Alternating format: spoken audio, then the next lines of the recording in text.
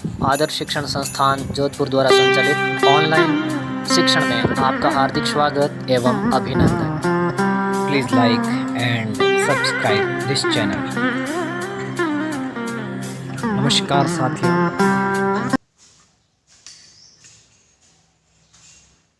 जय श्री कृष्णा। आज अपन कक्षा 9वीं के विज्ञान विषय के अध्याय 2 के भाग 7, ये भाग हमारा अंतिम भाग रहेगा। इस भाग के अंतर्गत अपन भौतिक व रासायनिक परिवर्तन पढ़ेंगे। सबसे पहले भौतिक परिवर्तन और रासायनिक परिवर्तन कहते किसे हैं, इसमें क्या अंतर है। तो वे परिवर्तन जिसमें उसके संगठन और रासायनिक गुणों में बदलाव नहीं होता है, अर्थात उसके भौतिक गुण ही बदलते हैं, भौतिक परिवर्तन कहलाता है। और रासायनिक परिवर्तन में वे परिवर्तन जिसमें रासायनिक गुणों के साथ साथ भौतिक गुण में भी परिवर्तन होता है, अर्थात इसमें एक नए पदार्थ का निर्माण होता है, रासायनिक परिवर्तन कहलाता है। भौतिक परिवर्तन में जैसे बर्फ का पिघलना, बर्फ पिघलकर दरों बदल गई। इसी प्रकार से एक लकड़ी के टुकड़े को अपन तोड़ते हैं तो वो भौतिक परिवर्तन कहलाता है। किसी पेड़ को काटना, किसी कागज के टुकड़े को काटना, ये सारे भौतिक परिवर्तन के अंतर्गत आते हैं। रासायनिक परिवर्तन में जैसे लोहे पर जंग लगना, दूध का दही में बदलना और कागज का जलना, ये सारे रासायनिक परिवर्तन के अंतर्गत आते हैं। अब इसमें अपन थोड़ा सा अंतर पढ़ सकते हैं। इसमें नए पदार्थ का निर्माण नहीं होता, यानी भौतिक परिवर्तन में नए पदार्थ का निर्माण नहीं होता है, परंतु रासायनिक परिवर्तन में नए पदार्थ का निर्माण होता है। अगला, भौतिक परिवर्तन अस्थायी है, अर्थात वो उसको पुनः मूल अवस्था में आ जाता है, परंतु रासायनिक स्थायी अवस्था होती है। इसमें एक बार परिवर्तन होने के बाद नए वापिस मूल अवस्था में लाया नहीं जा सकता। जैसे लोहे पर जंग लग जाती है तो लोहा जैसे पहला था वैसा नहीं रहता, अर्थात एक नए पदार्थ का निर्माण हो जाता है। अब हमारे पास में अगला टॉपिक है शुद्ध पदार्थों के प्रकार। सामान्यतः अपने पदार्थों के पृथक्करण की कुछ विधियां पढ़ी। इस विधि के द्वारा अपन अलग अलग प्रकार के मिश्रण को पृथक्करण की विधियों के द्वारा अपन ने शुद्ध किया। तो शुद्ध करने के बाद पदार्थों को कितने भागों में बांटते हैं, तो 2 भागों में, तत्व और यौगिक। सबसे पहला हमारा टॉपिक है तत्व। तो तत्व शब्द सबसे पहले किस व्यक्ति ने यूज किया था, रॉबर्ट बॉयल ने 1661 ईस्वी में इन्होंने इस शब्द का सर्वप्रथम उपयोग किया। इसके बाद एंटोनी लॉरेंट लवैजिए जो फ्रांस के थे, इन्होंने सर्वप्रथम तत्व की परिभाषा दी और उनके अनुसार तत्व किसे कहते हैं, पदार्थ का वह मूल रूप जिसे रासायनिक प्रक्रिया के द्वारा अन्य सरल पदार्थों में विभक्त नहीं किया जा सकता है, अर्थात वह मूल तत्व, वो मूल पदार्थ तत्व कहलाता है।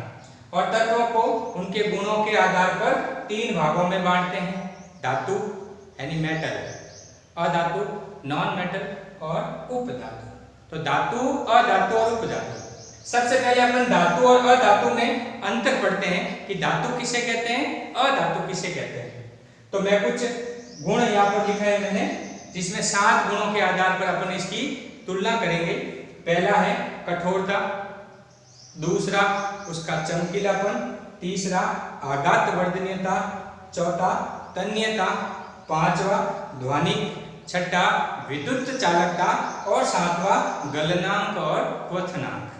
अर्थात जिनमें ये सातों या अधिकतर गुण जिसमें पाए जाते हैं वे तो कहलाते हैं धातु यानी मेटल कहलाते हैं, और जिसमें ये गुण नहीं पाए जाते हैं वह अधातु कहलाता है। जैसे धातु सामान्यतः कठोर होते हैं, अर्थात इनके बीच के बॉन्ड आकर्षण बल कठोर होते हैं, इसलिए ये अपनी मूल संरचना में रहते हैं, परंतु अधातु मुलायम होते हैं। कठोरता में धातु में भी कुछ अपवाद हैं, जो जैसे सोडियम और पोटेशियम नरम अवस्था में होते हैं, जिनको चाकू की सहायता से काटा जा सकता है। इसी प्रकार से मरकरी, पारा, यह कमरे के तापमान पर द्रव अवस्था में रह सकता है, तो ये इसके अपवाद हैं। इसी प्रकार से अधातु सामान्यतः मुलायम होते हैं, परंतु हीरे और ग्रेफाइट ये दोनों आणविक संरचना के कारण, क्रिस्टलीय संरचना के कारण ये कठोर अवस्था में होते हैं। और इसी के साथ में एक ब्रोमीन, Br, ब्रोमीन कमरे के तापमान पर द्रव अवस्था में पाया जाने वाला एकमात्र अधातु है। कभी कभी सवाल पूछते हैं वह कौन सा अधातु है जो कमरे के तापमान पर द्रव अवस्था में पाया जाता है, तो क्या लिखना है? ब्रोमीन। और धातु का पूछे तो मरकरी, पारा, Hg,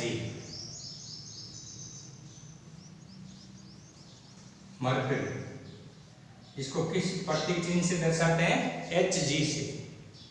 इसी प्रकार से दूसरा गुण है धातु सामान्यतः चमकीले होते हैं, और इधर अधातु सामान्यतः चमकीले नहीं होते हैं। परंतु अधातु में भी एक अपवाद है जो चमकीला होता है, वह है आयोडीन। आयोडीन एक ऐसा अधातु है जो चमकीला होता है। अपन आयोडीन युक्त नमक का प्रयोग करते हैं जो हमारे शरीर में थायराइड ग्रंथि के लिए आवश्यक है। तो आयोडीन एक अधातु है जो चमकीला होता है, बाकी चमकीले नहीं होते। इसी प्रकार से हमारा तीसरा गुण है धातु आघात वर्धनीय होते हैं। आघात का मतलब होता है चोट पहुंचाना, अर्थात किसी धातु पर चोट पहुंचाकर इसको पतली पतली चंद्रों में विभक्त किया जा सकता है। इस गुण का नाम है आघात वर्धनीयता। तो धातु में सबसे ज्यादा आघात वर्धनीयता पाई जाती है, और सबसे ज्यादा धातु में भी वो है एल्यूमिनियम, Al। तो एल्यूमिनियम में सबसे ज्यादा आघात वर्धनीयता पाई जाती है। इसीलिए अपन एल्यूमिनियम की पन्नी पढ़ते हैं या सुनते हैं, जिसमें अपन रोटियों को पैक करने के लिए, इसको गर्म रखने के लिए किया जाता है। उसका पैकिंग के भोज्य पदार्थों को पैकिंग के रूप में इसका प्रयोग किया जाता है। तो अधातु आघात वर्धनीय नहीं होते, अर्थात वो क्षणभंगुर होते हैं। हल्की सी चोट से वो छोटे छोटे टुकड़ों में विभक्त हो जाते हैं, अर्थात अधातु में क्षणभंगुर का गुण पाया जाता है। अब हमारा अगला टॉपिक आता है तन्यता। तो धातु में सामान्यतः तन्यता पाई जाती है। तन्यता का मतलब जिनको चोट पहुंचाकर पतले पतले तारों में विभक्त किया जा सकता है। तो धातु में तन्यता का गुण पाया जाता है, और सबसे ज्यादा तन्यता पाई जाती है चांदी में। किसमें होती है? गलत। सबसे ज्यादा तन्यता सोने में पाई जाती है, Au, गोल्ड में। एल्यूमिनियम और सोने में तन्यता का गुण पाया जाता है, अर्थात ऐसा कहते हैं 1 ग्राम सोने से लगभग 2 किलोमीटर लंबी तार बनाई जा सकती है। अर्थात सोने में सबसे ज्यादा तन्यता का गुण पाया जाता है, इसीलिए कम सोने से बहुत अधिक हमारे आभूषण बनाए जा सकते हैं। अगला है अधातु में तन्यता नहीं पाई जाती है। इसी प्रकार से अगला पॉइंट है धातु में ध्वनिक का गुण होता है। ध्वनिक का मतलब होता है सोनोरस, जिसमें ध्वनि उत्पन्न होती है। जैसे अपन के पास में छोटा सा उदाहरण है, अपन इस प्लेट पे जैसे चम्मच मारते हैं तो वो ध्वनि करता है, तो ये ध्वनिक का गुण है, अर्थात धातु में ध्वनि का गुण पाया जाता है। सबसे ज्यादा ध्वनिक का गुण तांबे में होता है, इसीलिए जो मंदिरों में जो घंटियां होती हैं वो पीतल की बनती हैं, और पीतल जिंक और कॉपर का सम्मिलित रूप होता है, मिश्र धातु है ये। तो सबसे ज्यादा ध्वनिक का गुण पाया जाता है कॉपर, तांबे में। ठीक है, तो अधातु में ध्वनिक गुण नहीं पाया जाता। अब आता है धातु विद्युत के सुचालक होते हैं, अर्थात ये विद्युत का चालन करते हैं, और सबसे ज्यादा विद्युत का चालन होता है चांदी में। सबसे ज्यादा विद्युत का चालन कौन करती है? चांदी करती है, सिल्वर करती है। इसीलिए सौर ऊर्जा में या सौर ऊर्जा के जो प्लांट होते हैं, सौर पैनल के रूप में उनके तारों को जोड़ने के लिए चांदी का प्रयोग करते हैं। इसीलिए सौर ऊर्जा के जो प्लांट होते हैं वो थोड़े महंगे होते हैं। तो सबसे ज्यादा विद्युत का सुचालक कौन होता है? चांदी। अधातु में अधातु विद्युत के सुचालक नहीं, अर्थात कुचालक होते हैं, अर्थात वह विद्युत का चालन नहीं करते हैं। परंतु हीरे और ग्रेफाइट में ग्रेफाइट में विद्युत का चालन होता है, क्योंकि इनकी क्रिस्टलीय संरचना होती है और इन्हीं के कारण से ये विद्युत का चालन करते हैं, ये अपवाद है। अब आता हमारा अंतिम पॉइंट है, धातु के गलनांक और क्वथनांक उच्च होते हैं, हाई होते हैं। क्यों? क्योंकि इनके मध्य आकर्षण बल ज्यादा होता है, इसलिए इनकी बॉन्डिंग ज्यादा होती है, इसलिए इनका गलनांक और क्वथनांक उच्च होता है। अधातु का गलनांक और क्वथनांक उच्च नहीं होता है। जैसे अभी अपने पढ़ा, मरकरी है, सोना है, चांदी है, एल्युमिनियम है, लोहा है ना, ये सारे अपने अभी धातु के उदाहरण पढ़े। तो सामान्यतः इनमें जिनमें ये सारे गुण पाए जाते हैं या अधिकतर गुण पाए जाते हैं वे धातु कहलाते हैं, और जिनमें ये गुण नहीं होते वो अधातु कहलाते हैं। जैसे हाइड्रोजन है, ऑक्सीजन है, नाइट्रोजन है, आयोडीन है, ब्रोमीन है ना, ये सारे अधातु के कुछ उदाहरण है। इसके बाद हमारा टॉपिक आता है उपधातु। तो वे पदार्थ जिसमें धातु और अधातु के दोनों गुण पाए जाते हैं क्या कहलाते हैं? उपधातु। कभी कभी सवाल पूछते हैं उपधातु किसे कहते हैं? तो वे पदार्थ जिसमें धातु के तथा अधातु के दोनों गुण पाए जाते हैं उपधातु कहलाते हैं। जैसे बोरॉन, सिलिकॉन,